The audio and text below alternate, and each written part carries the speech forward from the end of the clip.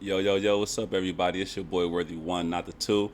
And today I'm coming back at you again with some more of these issues going on between Israel and Palestine, but from a different perspective today, from a different perspective. So it's not going to be any news coverage of what's going on in society today.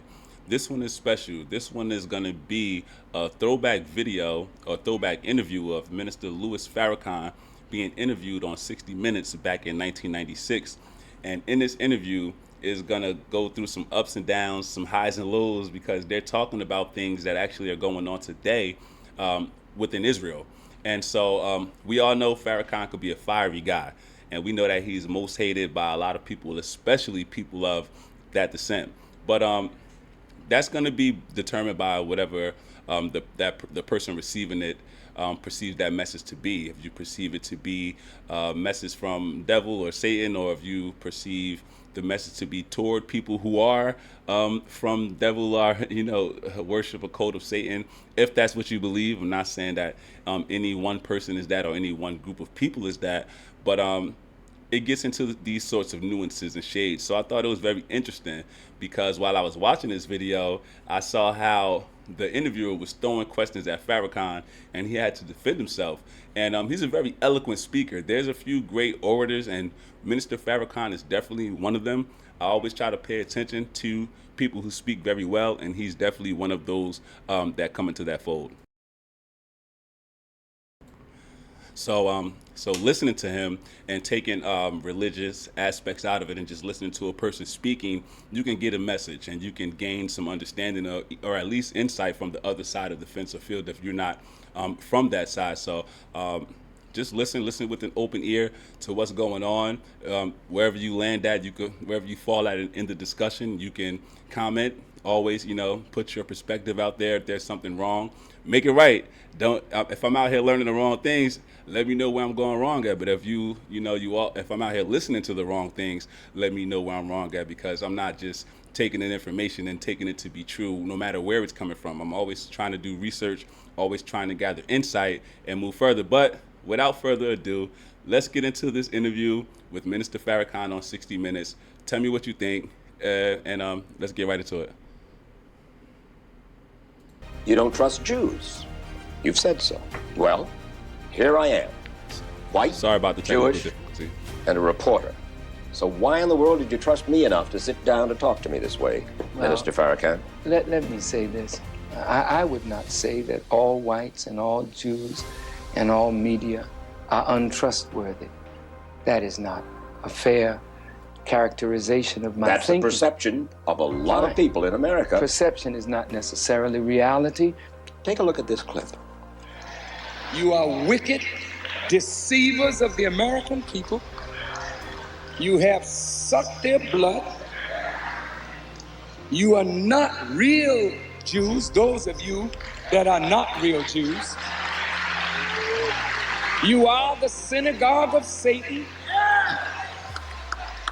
And you have wrapped your tentacles around the U.S. government. And you're deceiving and sending this nation to hell. But I warn you in the name of Allah, you would be wise to leave me alone. But if you choose to crucify me, know that Allah will crucify you.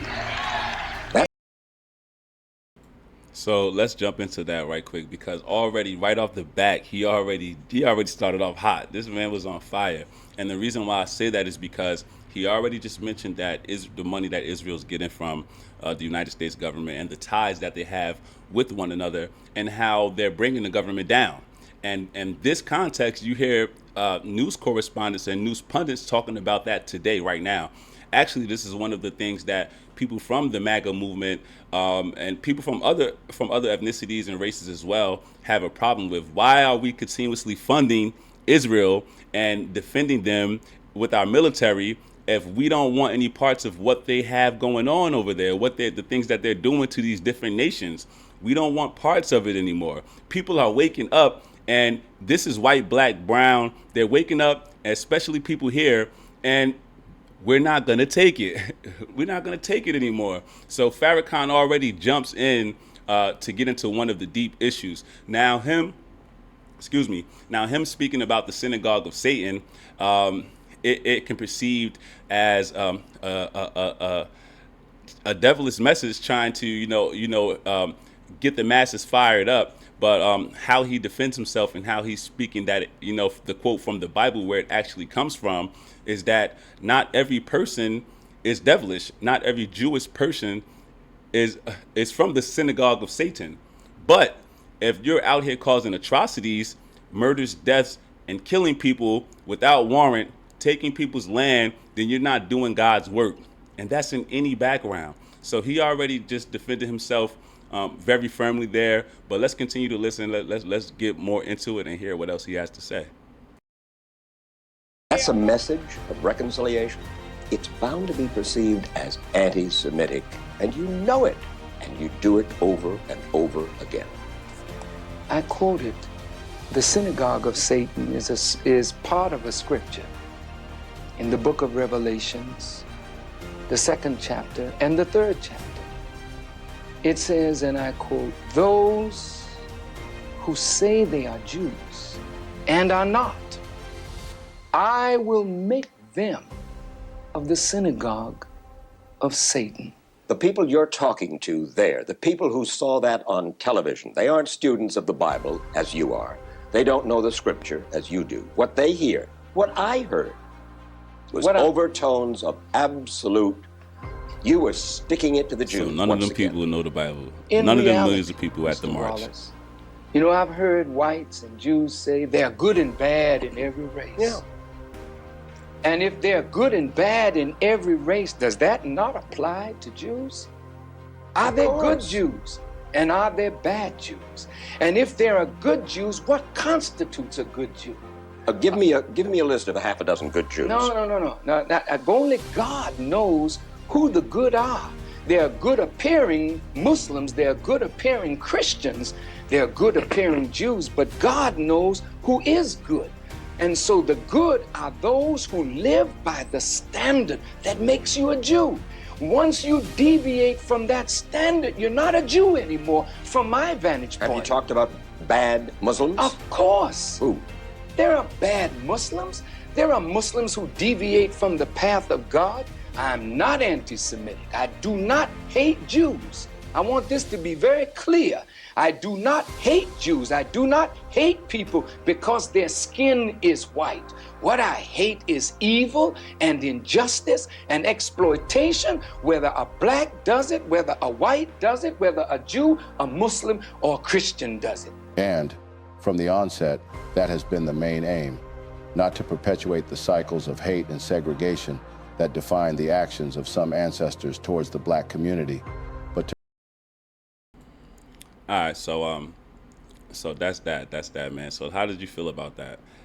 For me, the interview was much longer than that. I really minimized it down to a very small clip because I really wanted to just get the information from the part from the perspective where he's speaking about Israel and America's relationship and about the synagogue of Satan aspect and where the interviewer mentioned being anti-Semitic. So let's get into that part. For those of us who don't know or who didn't know, anti-Semitic does not strictly rely on being Jewish. It's a language that's from the peoples of the Middle Eastern area, Afro-Asiatic area, and Muslim people share this, black people share this, and not just Jewish people. So how can you be anti-Semitic? How can you therefore be that if you share something that's common to all? But they try to use this as a way for us to stop getting the message out and saying things. And hey, I'm not here to spread hate.